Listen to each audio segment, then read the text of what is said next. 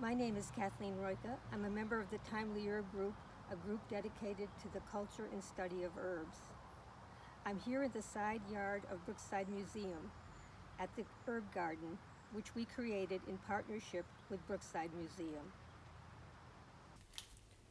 The garden is divided into 4 sections: culinary, medicinal, fragrance, and plants used for dyeing cloth. Each section features herbs that were commonly used during the post-colonial period and many which are still in use today. This heirloom peony is of French heritage dating back to the 1800s. The scent is delicate and the color fades from pale pink to white as the fluffy blossoms age. The plant came to this garden from my grandmother's garden in Connecticut via my dad's garden and my garden. Next to it we have a lovely heirloom rose, very fragrant, soft shell pink.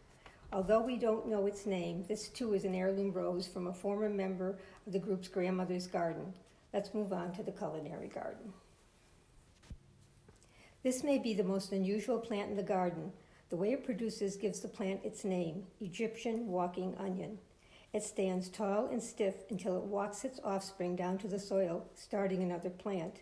The bulbs are the part of the plant that is most used. They are shallot-shaped and have a pungent flavor similar to shallots. Right next to it we have a plant that could also have a place in the medicinal garden, lovage. It tastes like celery. The uses in the medicinal garden are as a diuretic and as a cure for stomach aches, headaches, and kidney problems.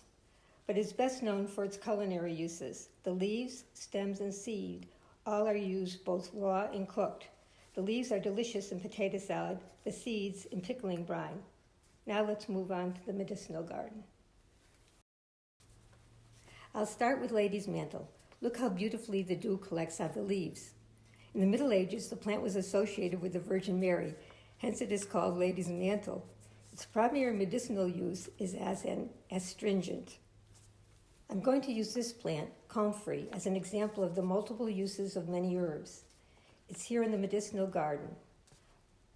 Gauze and plaster have replaced its use in knitting bones together, but it is still an effective remedy for bruises and sores. It's added to lotions and baths. It is a wonderful pollinator when in flower. As you can see, the bees are flocking around it. And it's also used to make brown dye, our next stop on the garden. Here we are in the dyer's garden. Plantain, a plant much maligned, is used to make a gold and caramel-colored dye, but it too has medicinal use. Crush leaves and apply to stings and bites.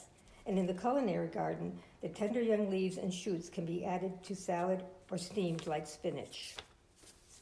The last plant that we're going to look at is feverfew. The leaves and stems make a lovely green dye, but the name denotes another use. Join us in July to see what that might be. Be sure to register for our Experts Next Door presentation on herbs and herb gardening. When you register, send in any questions you may have, and we'll try to address them during the program and discussion. We look forward to seeing you then.